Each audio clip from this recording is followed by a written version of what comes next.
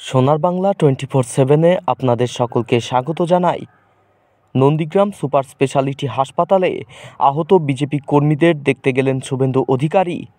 নন্দীগ্রামের সোনাচূড়ার ঘটনায় আহত বিজেপি কর্মীদের ভর্তি করা হয়েছিল নন্দীগ্রাম সুপার স্পেশালিটি হাসপাতালে। সেখানে আহত কর্মীদের দেখতে যান শুভেন্দু অধিকারী। তিনি আহতদের শারীরিক অবস্থার খোঁজ নেন। এরপর তিনি অভিযোগ করেন অভিষেক বন্দ্যোপাধ্যায়ের উস্কানির ফলে এই হামলা হয়েছে।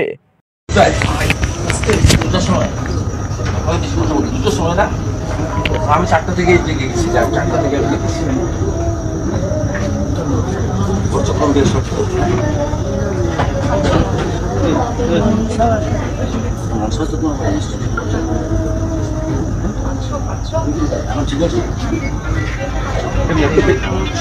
এই রাজা এখানে রাখো না, চোখ একটু গোল মানো বিকেলে দিদিমণি একে এ আপনি পারবেন না, চোখে যা করে দিচ্ছে একে আমি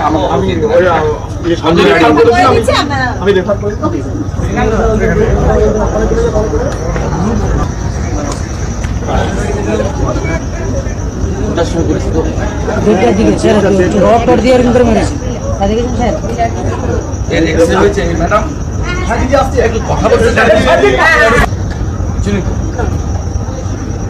চিকিৎসাটা ঠিক আছে না স্যার? ওটা তো আমাদের চিকিৎসাটা হয় না, বাইরে থেকে ও ইয়েতে করি দিন স্যার, চন্ডিপুরে করি নিয়েছে রেমেডি থেকে করা হয়েছে।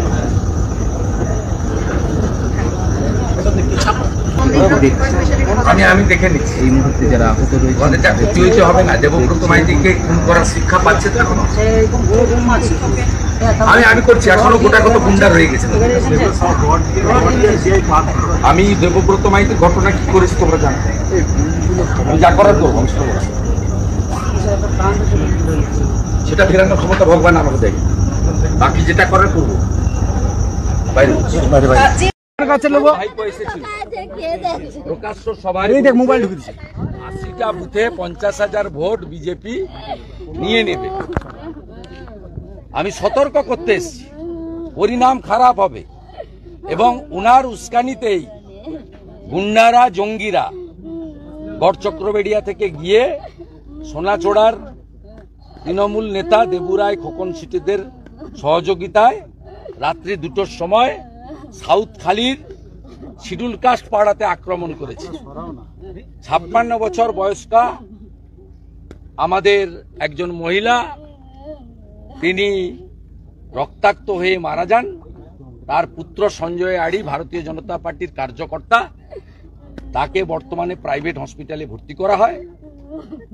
ভোরে 7 জনকে হসপিটালে আনা হয়, 3 জন এখন ভর্তি আছেন। তার মধ্যে আমি একজনের চোখটা নষ্ট হয়ে গেছে দেখলাম, তাকে কলকাতা রেফার করার জন্য ব্যবস্থা করলাম।